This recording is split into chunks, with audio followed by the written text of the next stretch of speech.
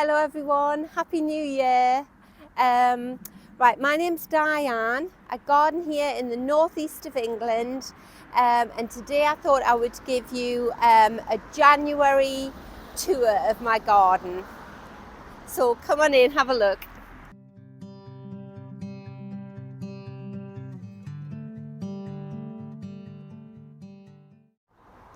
So I don't know about the rest of you, but I love January. I think it may be my favourite month of the year for the garden.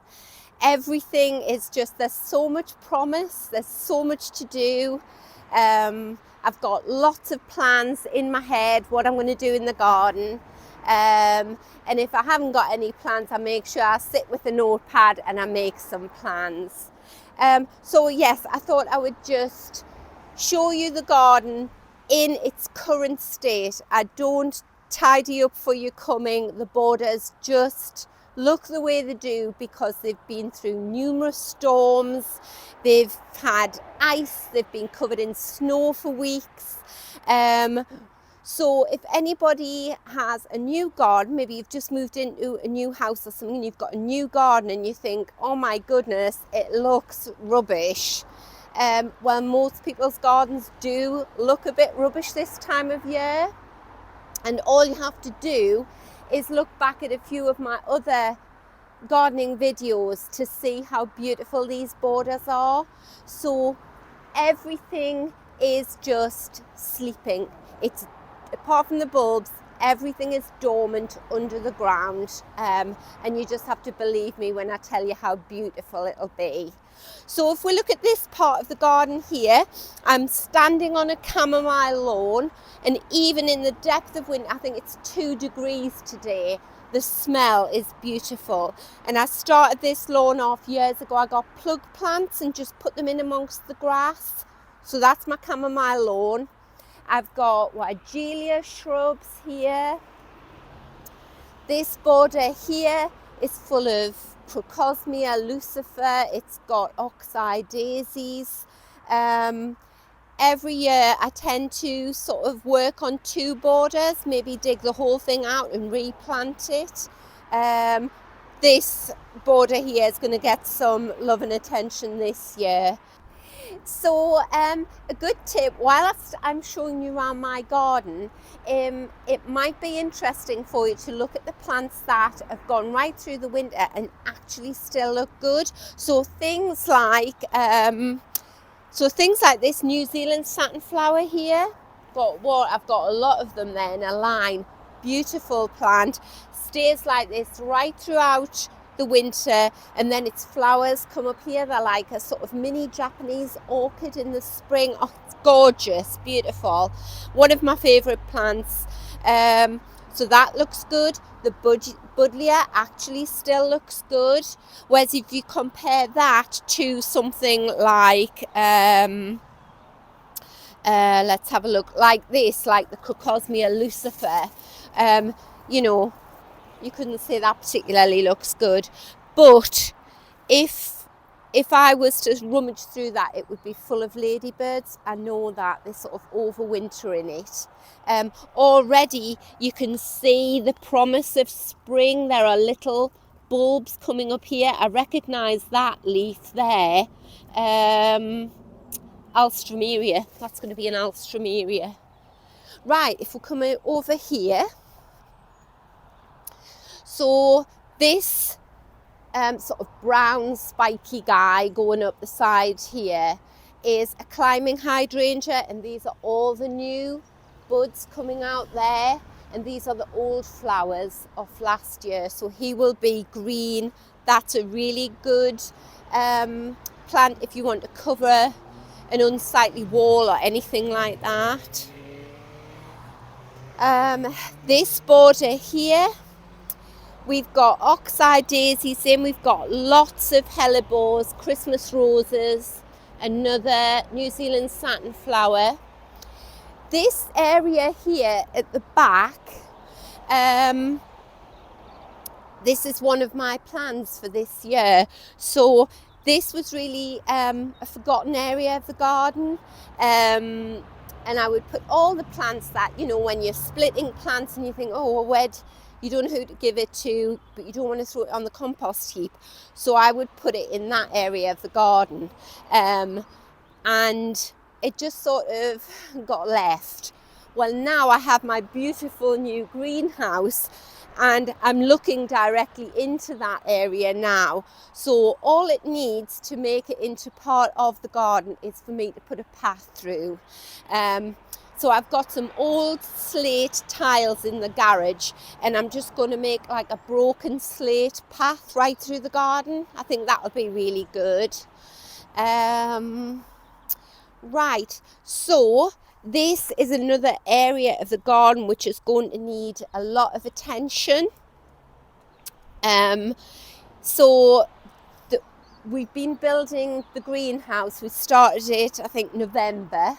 Do you want to have a little peek in there?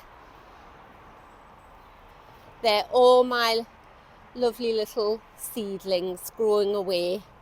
I will be doing a video just on those. But in building the greenhouse, the grass just got sort of trampled all over, and this is what it looks like. So I may put some seed down. I don't know. I'm going to have to research that and see what you do to get the grass back. Over in that back corner there are my 2 composting bins. That's really like the engine room of the garden. This border here I'm very, very pleased with. And this whole area from the tree down to here was completely taken over with goldenrod and some Crocosmia lucifer that it really didn't like where it was. It never flowered. So this border is a year old. I dug most of it out and planted it full of everything. So I've got Rebecchias, I've got oxeye daisies, I've left some of the goldenrod, I've got miscanthus there, I've planted loads of foxgloves in here, euphorbias there, and this is begonia. This is another plant that sort of does well through the winter here. You'll see I've left lots of my seed heads on my plants for the birds. So this was Monarda, and you can see if you look in where you'll often get finches on it picking the seeds out. So there's 2 main purposes for leaving your plants like this. One is it feeds wildlife, and the other one is that if I had cut this right down to soil level there, I would forget what that was until it started coming up, and you've got the very real danger that you might dig him up. This has been a border that I've done this year. There's a video out on this. So he got very congested. There were roses in there that were getting completely covered by the Crocosmia lucifer, which is very tall. So there's a video out on this. I'll put a link to it, and I've filled it full of, well, everything. And already I've got bulbs coming up here. I think these are snowdrops. You have a look there. This year I have dug out quite a few huge clumps of New Zealand satinflower, probably bigger than this clump here. But whereas this clump looks lovely and healthy, the other clumps had just, they were too old. They'd gone very sort of weather beaten looking, and they weren't flowering when they should flower. So at that point it's best just dig them out. Either put a little piece back in or put something new in, and this year I've chosen to put something new in. So I've put a paving stone. This whole area here was taken up with the New Zealand satinflower. I've put that paving stone there. You can see there's some like weedy grass growing around it. I've got lupins in my father-in-law's greenhouse, and I'm going to plant them en masse in this area. And that patch of soil at the back there, that was another huge New Zealand satinflower that is going to be full of lupins. So I'm just going to plant lupins throughout the garden en masse. Now what have we got here? Oh, we had a bit of an accident here. So this lovely feeding station for the birds was standing in this area over here, and then we had a storm last week and it blew it over because it sort of pulled it out the ground and rotted. And unfortunately, that's why all these pots and everything that I hadn't tidied away in time are blown around the garden. And it's blown onto my hydrangea Annabelle here, so I'm hoping it hasn't done too much damage. I know Annabelle, you can cut her right down. So this border here, I will put a link to it. When I was working on it, I think sort of October I was working on this. We've got a big clump of Sarah Bernhardt peony here and a big clump of Sarah Bernhardt peony here. This shrub here I'm going to take out because he sort of blocks all the light to the back of the border. In this part of the border here, this brown earth, I did have a massive New Zealand satinflower. So I've dug him out, I've put some phlox in, and I've got a new climbing rose, which I'm going to train up here, plus 2 clematis. So they're going to go in there. I've got foxgloves, and if you have a look down here, look at all these bulbs coming up here. And this is January 1st, New Year's Day, and look at all the promise of beautiful flowers. This whole border is full of bulbs. So this is the side entrance to our house, and it's the entrance that most people use. So I always want something interesting going on in this border. So if you come and do a close-up of that, I've got a lovely purple heather there. It's beautiful. We've got foxgloves in here, which I grew from seed and planted out last year. That is Honesty. Again, if I'd cut him down, I wouldn't have a clue where he was. So I know just by giving him a little pull there not to dig in that area, because that is going to come up in the spring. That's beautiful. Wallflowers there. Oxeye daisy, hellebores, linaria, Shasta daisy. This is ice plant. I've got linaria. Lots of bulbs coming up here. A big beautiful patch of pale pink begonia. Lots of geranium. This area, which is the front of my garage, where we never use the garage to put the car in, so I've commandeered this area. And this is a cart that I made, and I keep plants on here that I've bought and that are waiting to go into the main garden. And I just sort of rearrange it seasonally.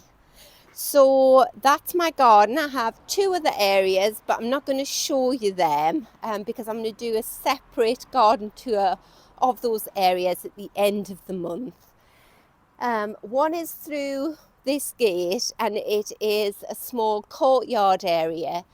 If you want to have a taster of what it looks like, if you go to my October garden tour, you will see the courtyard area through there. But at this time of year, the acers haven't got leaves on or anything, and it looks very bare. And the other area is at the back of the house, and I am creating a white garden, and it's very much a work in progress. So I'm very excited about that. All of the little seedlings that you had a quick peek at in the greenhouse there are white, and they are for the white garden. It's a very small area, but I'm really looking forward to developing that. So thank you so much for watching. I am going to be more organised in sort of the content that I put out. So once a month I'll be doing a video on the greenhouse, things that I'm growing in the greenhouse.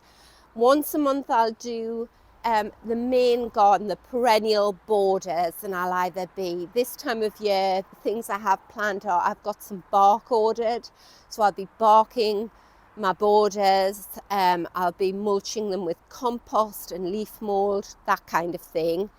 Then I'll have a video out on the little courtyard garden and an update on the white garden. And then the fourth thing is that once a month I will give you a garden tour. And so here we are, January 1st, you've got the first garden tour. This is what the garden looks like. And you'll be amazed at how quickly it starts to sort of just come back to life. So I love it. So I hope you have a lovely January in your garden, and I'll see you next time. Bye.